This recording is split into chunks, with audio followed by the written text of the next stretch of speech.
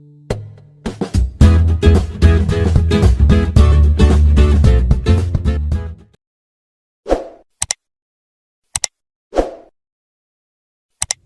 Friends, fuzzy കിച്ചണിലേക്ക് എല്ലാവർക്കും സ്വാഗതം. നമ്മുടെ ഇന്നത്തെ റെസിപ്പി എന്താണെന്ന് തമ്പനയിലിൽ കണ്ടപ്പോൾ തന്നെ നിങ്ങൾക്ക് മനസ്സിലായിട്ടുണ്ടാവും. ഒരു അടിപൊളി അച്ചാറിൻ്റെ റെസിപ്പി ആയിട്ടാണ് എൻ്റെ ഇന്നത്തെ വരവ്. അപ്പോൾ നമുക്കതിലേക്ക് എന്തൊക്കെയാണ് വേണ്ടതെന്ന് നോക്കിയാൽ വളരെ കുറച്ച് ഇൻഗ്രീഡിയൻസ് വെച്ചിട്ട് വളരെ പെട്ടെന്ന് തയ്യാറാക്കി എടുക്കാൻ പറ്റുന്ന ഒരു അച്ചാറാണ്. അതുപോലെ തന്നെ നമുക്ക് ഉണ്ടാക്കിയ ഉടനെ തന്നെ ഉപയോഗിക്കാനും പറ്റുക. അപ്പോൾ ഞാനിവിടെ ഏകദേശം 3/4 കപ്പ് അച്ചാർ പൗഡർ എടുത്തിട്ടുണ്ട്.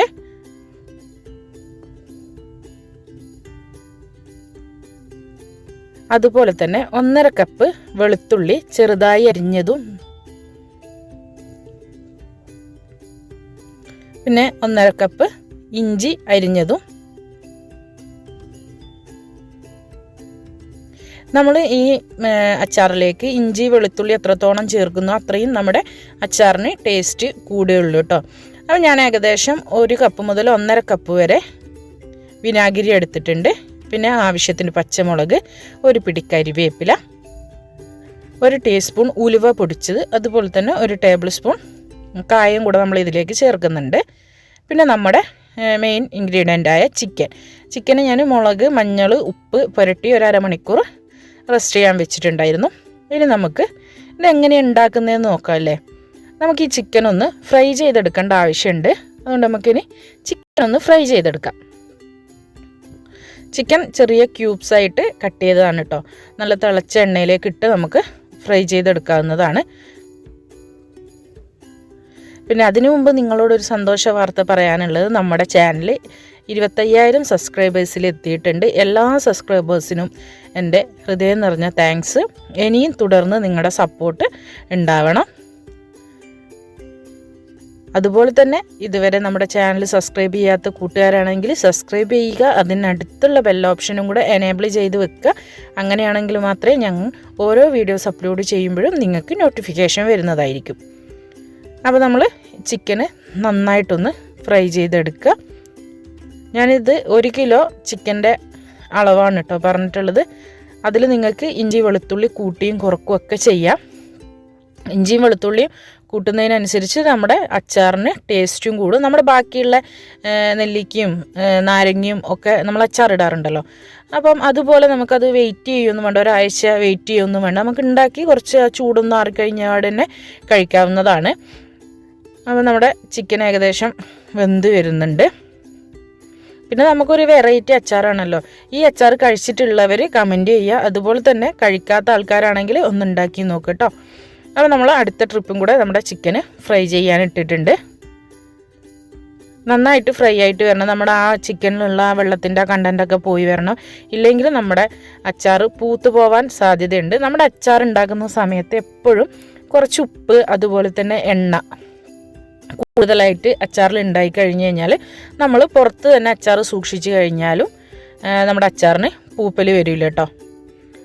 അപ്പോൾ നമ്മളെ അടുത്ത ട്രിപ്പ് ചിക്കന് നന്നായിട്ട് മൊരിഞ്ഞ് വരുന്നുണ്ട്.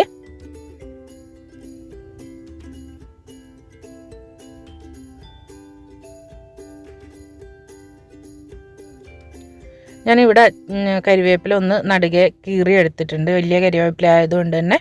പിന്നെ അതുപോലെ തന്നെ പച്ചമുളക് നിങ്ങളുടെ എരിവിനനുസരിച്ചിട്ട് കൂട്ടിയും കുറക്കും ഒക്കെ ചെയ്യാവുന്നതാണ്. ഞാനിവിടെ അച്ചാർ പൊടി അത്യാവശ്യം എരിവുള്ളത് കൊണ്ട് ഒരു 10-15 പച്ചമുളക് അരിഞ്ഞെടുത്തിട്ടുണ്ട്. ഇനി നമ്മുടെ ചിക്കനൊക്കെ ഫ്രൈ ചെയ്ത് കോരിയതിന് ശേഷം ആ എണ്ണയിലേക്ക് തന്നെ നമ്മൾ അരിഞ്ഞു വെച്ചിട്ടുള്ള വെളുത്തുള്ളിയും കൂടെ ചേർത്ത് കൊടുക്കുക.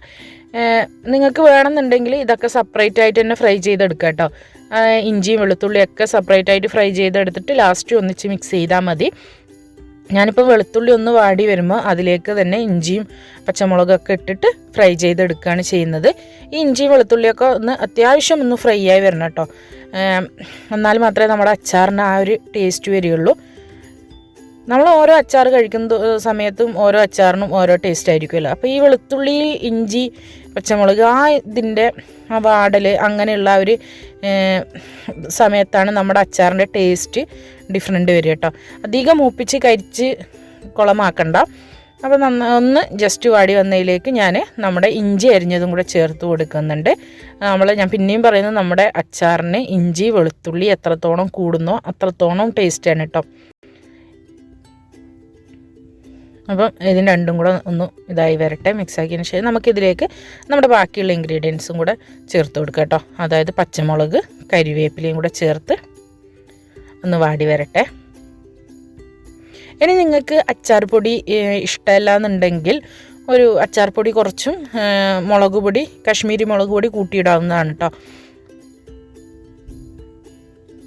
നന്നായിട്ട് വഴണ്ടി വരട്ടെ. നന്നായിട്ട് വഴണ്ടി വന്നിട്ടുണ്ട്. ഇനി അതിലേക്ക് നമ്മുടെ അച്ചാർ പൊടിയും കൂടി ഇട്ടിട്ട് ഫ്ലെയിം കുറച്ച് വെച്ചിട്ട് അച്ചാർ പൊടി ഇട്ട് നന്നായിട്ട് മിക്സ് ചെയ്തെടുക്കുക. കാരണം നമ്മുടെ ഗ്രേവി നന്നായിട്ട് വന്നിട്ടുണ്ട്. ഇനി നമുക്കിതിലേക്ക് നമ്മൾ 2 ടേബിൾ സ്പൂണ് ചിക്കൻ മസാല ചേർത്ത് കൊടുക്കുന്നുണ്ട്. ഓപ്ഷനിലാണ്, നിങ്ങൾക്ക് ഇഷ്ടമുണ്ടെന്നുണ്ടെങ്കിൽ മാത്രം ചേർത്ത് കൊടുത്താൽ മതി. ഇല്ലെങ്കിൽ നമ്മുടെ മാഗി ക്യൂബില്ലേ അത് ചേർത്ത് കൊടുത്താലും മതി കേട്ടോ. അപ്പോൾ നന്നായിട്ടൊന്നും കൂടെ മിക്സ് ചെയ്യുക നമ്മുടെ മസാലപ്പൊടിയൊക്കെ. ഇനി ഇതിലേക്ക് നമ്മൾ എടുത്ത് വെച്ച വിനാഗിരി കൂടെ ചേർത്ത് കൊടുക്കുക. വിനാഗിരി ഒന്ന് ഇതായി വരുന്ന സമയത്ത് നമുക്ക് ബാക്കിയുള്ള ഇതിലേക്ക് ഞാൻ ആവശ്യത്തിന് ഉപ്പ്, അതുപോലെ തന്നെ നമ്മുടെ ഉലുവ പൊടിച്ചതും കായവും കൂടെ ചേർത്ത് കൊടുത്തിട്ടുണ്ട്. നമ്മുടെ വിനാഗിരിയും ഇത് ഗ്രേവി ഒന്ന് ചൂടായി വരട്ടെ. എന്നിട്ടാകുമ്പോൾ നമുക്കിതിലേക്ക് നമ്മൾ ഫ്രൈ ചെയ്ത് മാറ്റി വെച്ചിട്ടുള്ള നമ്മുടെ ചിക്കൻ കൂടെ ചേർത്ത് കൊടുക്കാം.